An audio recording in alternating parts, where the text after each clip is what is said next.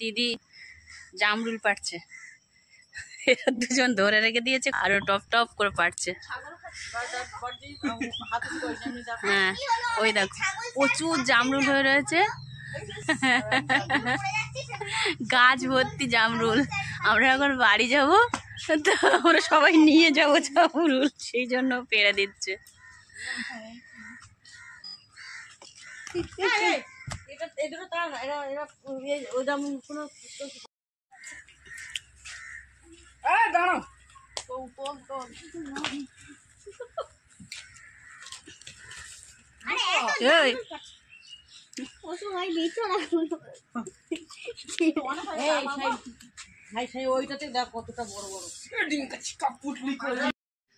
দিদি ওই গাছে জামরুল পাড়ছে, আর এদিকে দিদিমা জামরুল পাড়ছে দেখো এই গাছে।